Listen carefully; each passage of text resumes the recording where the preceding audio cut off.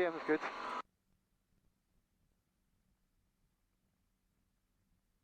Gently release a bit of back pressure.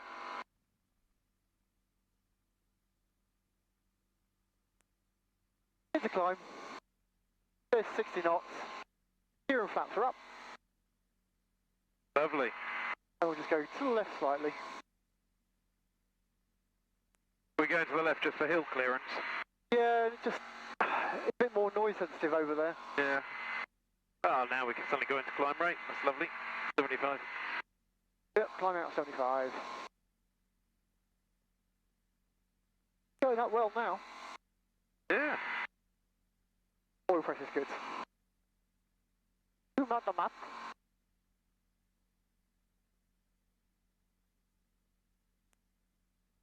That's, you know, we're averaging about 1,000 feet. Well, we was averaging about 1,000 feet a minute.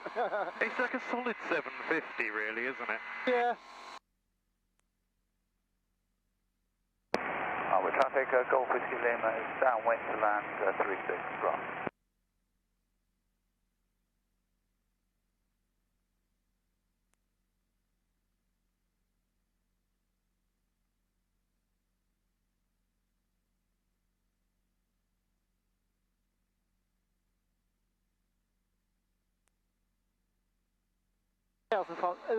Thousand fuel. 1,000 feet fuel pump off. Are you okay? Do you want to talk about it, Jake? They give you a pilot's license and everything. Yeah, we're plane drivers, mate. Yeah, we're plane drivers. Oh dear. I'll tell you, we're just going to a cruise climb. Tell you what, you have control. I have.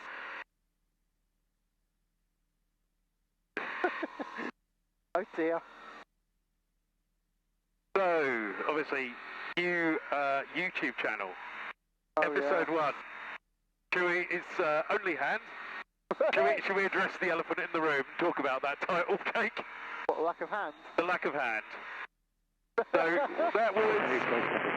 Oh, it's turn the radio off. We're making content, for Christ's sake. So, you were born with one hand. I was. And what's the idea behind the channel? I mean, you do a load of cool stuff, which is great, and it should be on a channel anyway. But tell me about your channel. The whole idea of it is to not only show what I do, but just try to actually inspire people with all the abilities that they can do what they want to do. Doesn't matter if you're missing a hand or a leg or whatever. Anyone can achieve anything if they want to. Put the effort in. You know, whether you have to adapt anything if you're physically disabled or whatever, you know, this aeroplane's adapted for me. But yeah. Cool. So what is it about flying? When was flying a kind of a thing that you sort of thought, oh yeah, you know, that's for me? It started off with gliding, but give us the sort of where did your addiction first start? Ever since I can remember, hearing stories from my granddad about his brother. He used to fly, never got his license, but he built a PLM from a kit, from a plan, and did a lot of flying from that. And Granny used to tell me about stories about the war. He wasn't in the war, but he can remember watching the old doodle bugs fall on London, which was exciting stuff. Yeah. Then grew to model aeroplanes, flew those for quite a few years. Still do occasionally, but not so much anymore. Yeah, met somebody at a model gliding club, said about model aeroplane club, and he flew gliders and said come along. So I started that, fell in love. Because sorry. No, go on. I was going to say, because you and I know each other from gliding for quite a few years now. Yeah. It's you neither neither you or I fly gliders anymore. What do you miss it, or what are the parts you miss about it? With gliding, I really miss the social aspect about it. Using the elements as your means of propulsion, effectively. It was incredible, absolutely incredible. But it's very time-consuming, and I do too many things. And to have an aeroplane that, even in the dead of winter, you can fly for more than 5 minutes, I can fly wherever I want within reason, and start the fan and hope for the best, really. Yeah. And there's plenty of different things to do in power, whether that's aerobatics or cross-country flying, just going for a jolly with your mates. Go for the expensive cup of coffee. No? I thought that was an expensive lunch, to be honest, the other week, but it was good. It was well worth it. Lovely airfield. It was Finland, yeah. Finland, nice, yeah. There's loads of lovely aeroplanes. I can't even talk. Airfields around, exploring them, seeing lovely sights. I've been down to the Isle of Wight a few times. Wales. I flew gliders quite a lot in Wales along the ridges, so to go back here and fly the ridges in aeroplanes is pretty cool. You flew a couple of junior national championships, didn't you? I did. I was terrible, but I did fly them. But you were there. I was there. I came nearly last on all two of them, but taking part is what counts. Well, that's the thing. It is, and from gliding myself, flying cross country used to terrify me. Just my anxiety would be through the roof. And I kid you not, I think the only times I'm actually known to have said, "Hey, I'm going cross country today," I've landed out. I'm rubbish at it. It's I think it's probably for me. I need an engine. Well, it certainly was the fear of going cross country. I always found it was getting out of gliding range. Once I was out of gliding range, it's like, well, yeah. Then it's going to happen. You can just chill out about it. See, I can't. Yeah. But I think for anyone who hasn't been flying, who wants to go flying, gliding is an absolutely fantastic place to start. And it's so affordable. Yeah. It really is. You haven't got to spend a lot of money at all. Most clubs will offer like a fixed price to solo scheme, and for junior members, even cheaper. Whereas, unfortunately, power to get a license is expensive. There are scholarships out there. Yep. There's loads of those. I know a few people have done them, and you can go anywhere from your PPL to a full commercial on a scholarship, which is incredible. But on the whole, power flying is quite expensive. After getting the license, you can get something like this, which it costs about £30 an hour to run. It's not a lot of money. It does get expensive after a while, but there are affordable ways. So with this plane, so this is a little Europa. It's a kit plane. It's a British plane.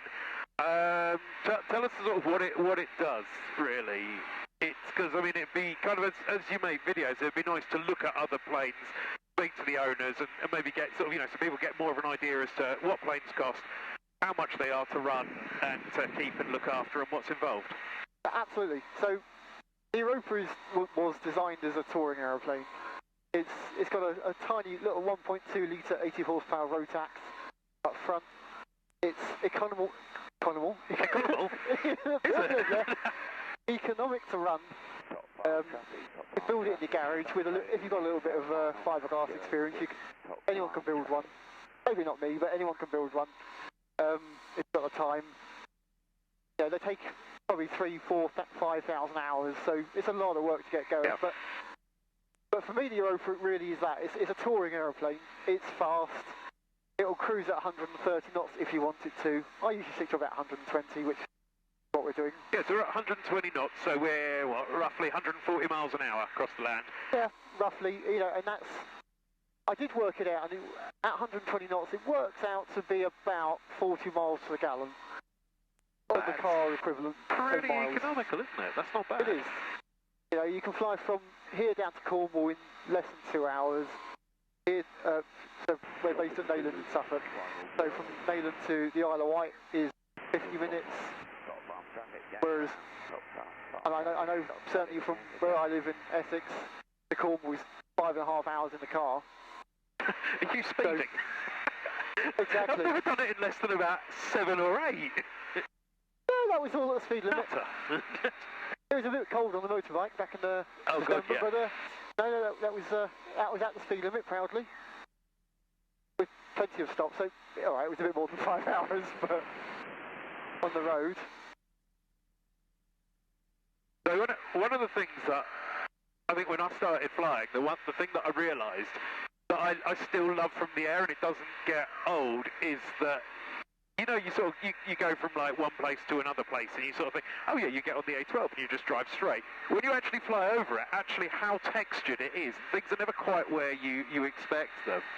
And it's amazing. I mean, we're just sort of knocking over Suffolk now, but you know, it's actually quite, you know, where we live is actually, you know, it's quite stunning around most of the UK. What's the sort of the favourite for you? Because you've been flying for a number of years. What's the bit that doesn't get old? For me, it has to be flying around clouds. That never gets old. Oh, yeah. But in general, it's I mean, at the minute we are flying overhead Haverhill, which you probably can't see on the camera, but that's off to our left wing. And on the ground, towns seem huge. But from the air, they're so tiny. And all the towns look so sparse. Yeah. Everywhere's so built up on the ground, but look in front of you, there's countryside everywhere. And no matter where you fly, as big as the town is, it's surrounded by countryside, so we have still got a lot of free area, effectively. Yeah. It's all farmland, but I'd say it's normally green, but it's not at the minute, it's so dry. But it's very pretty to see. And you just assume on the ground that everywhere is so built up, so to see landscape is lovely. It is a nice reality check, isn't it? It really is. We're literally looking at, like, you know, hundreds of thousands of acres, and the bulk of it is just farmland, which is beautiful to see. It really is. If you start heading on to Audley End. Jolly good. So I tend to fly with an autopilot, and this aeroplane hasn't got an autopilot, so I went Steve, or an equivalent model. It turns out I'm a lot cheaper to install. You are, indeed. Don't worry about airspace, we'll be below that. Yeah, when we go to get away, just obviously stay out of Stanford's transponder manual zone. Don't you worry about that. No, you're doing fine. I'll turn the radio back up, sadly. Of course, that's 6.5 miles to Audley End. So, Audley End's not the easiest airfield to spot at times. The easiest way to spot it is you've got Audley End House, sorry. Which is quite Farm spectacular. traffic, Golf Charlie now. Go Going round again. That's better. Yeah, so it'll be interesting if you can spot it, because I have trouble spotting it all the time. It's a lovely little airfield. But again, Saffron Walden from the ground is a big old town. Yeah. From the air, it's absolutely tiny. And we're only at 2,300 feet, well no, sorry, 2,400 feet. If that hadn't moved. Go back. What's my mile marker here? Is that? So that is 5 miles. That's so 5 miles, okay. I'll make a quick call. Audley End traffic, Golf Bravo Victor Romeo Alpha Euro for 5 miles to the north, inbound Audley End traffic. So yeah, well it's 4.5 miles, but it's alright. But yeah, so that's your 5 mile, and the one longer is your 10 mile. Now to actually try and spot Audley End. So today we'll do a straight in on 1.8. Okay. If I can remember where it is. So yeah, slightly off to maybe 11 o'clock. I'm putting it as. yeah, it'll be somewhere over there. Hopefully it's popped out shortly. I think I've got visual. Maybe not. There's a big hangar, which is not very descriptive, but there is a big hangar there. You have done this before, Jake, haven't you? Surprisingly, you've been there quite a lot, yeah. So yeah, just on our 11 o'clock, that is Saffron Walden itself. I'm trying to spot Audley House at the minute.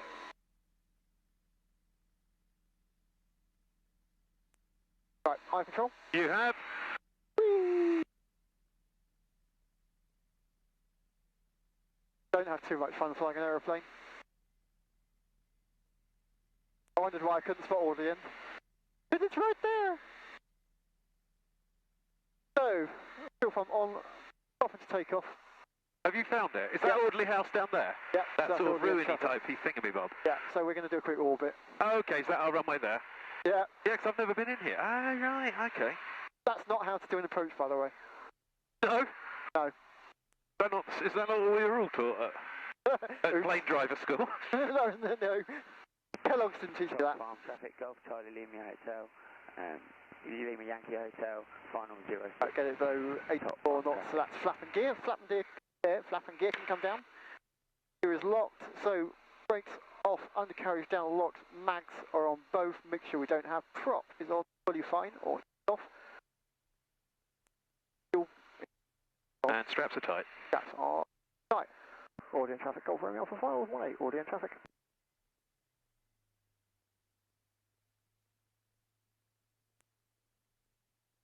So we are a bit high at the minute, but no problem. We can do a little bit of a side slip. Got quite a big rudder on this aeroplane, so it does do it fairly well. Not like I'm doing a good job of it, but you know. They're a little bit faster in a minute. Slow it down to 60 knots. Is there any part of this approach actually going well so far for you? He hasn't died yet. Oh, wow, look at that. That's beautiful. It's quite spectacular, isn't it? It really is. So a bit more of a side slip.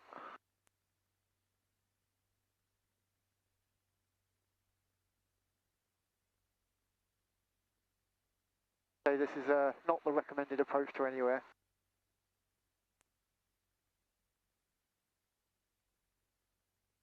Bring around. No, we're still a bit high, but we can make that.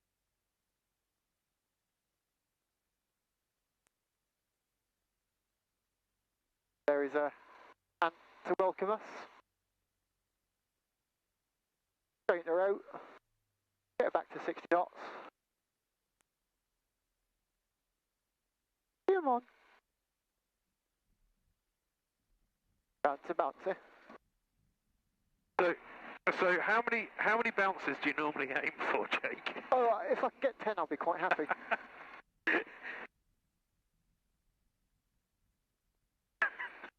Yeah, my bad. It's not my fault.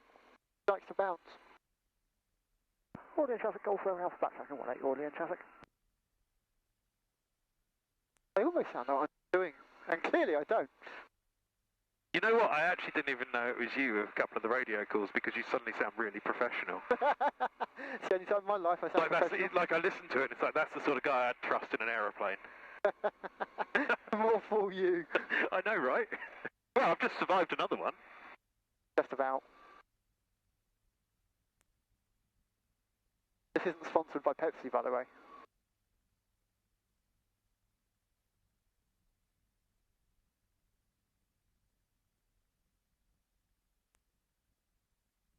What's the runway bearings here? 18 and 36. So, on the approach to 36, you've got a, skydiving people, you've got quite a nice cutout, well sorry, not quite a nice cutout, you've got a bit of a cutout of the stance to the goal zone. Oh, okay. So I tend to keep a little bit tighter. Oh, I lied, that's not Anne. He's never early.